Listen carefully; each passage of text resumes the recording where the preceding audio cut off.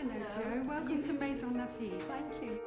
I've done some research, Okay. and this is the 1931 census. Yes. And if we I can look, see him. you can see him there. Louis Volant.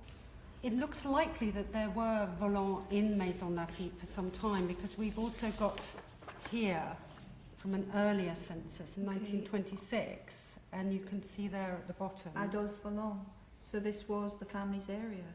But I've got letters here dating... Yes, look, what beautiful handwriting. Yeah, dating from 1939. You can see his address here in Maison Lafitte. Oh, yes, yes. And this was obviously an occupied area during Yes, the it war. was. This area would have come under German occupation in May, June 1940. Right. Maison Lafitte was quite a strategic centre for the Germans, and there were up to 2,000 German soldiers here at one time. 2,000.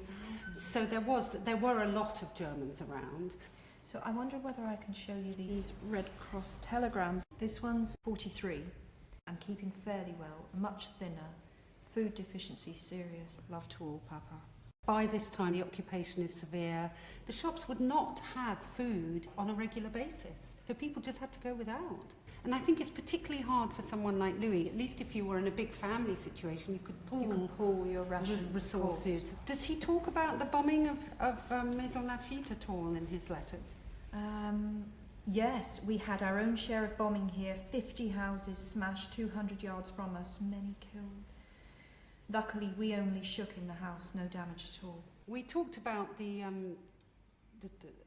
problems that the war created, and I think that the immediate post-war period here in Maison and in France generally was very difficult, because people had real high hopes of new beginnings. Yes. But actually, it was still very difficult on a day-to-day basis to carry on. I don't know if Louis talks at all about whether things improved in terms of food, but the immediate post-war years in some ways were more difficult because people had such high expectations. I've got a letter here from 1946, and he writes, "There does not seem to be anything good happening. We are still all on scanty rationing, drawing less bread, no potatoes or wine. Sometime next month I shall try again to get a permit to go to London. I hope with more success this time.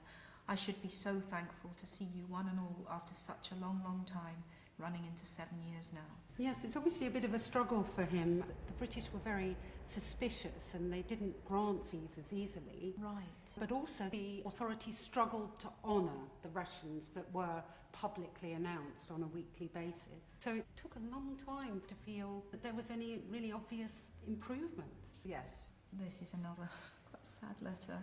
In 1949, I'm feeling so old and helpless. Still, we've got to live through all sorts of times. Let us hope for a brighter future. Please give my love to the family, trusting they keep well, and look after yourself the best you can. Love to all from Papa. That's particularly poignant because this is Louis Volant's death certificate. The 17th of September, 1949. So he died just months after that last letter. He was born in Paris, 10th arrondissement, on the 31st of July. Son of Louis-Pierre Volant and of Salome Chouch, husband of Lizzie Smith, and they've misspelt Smith.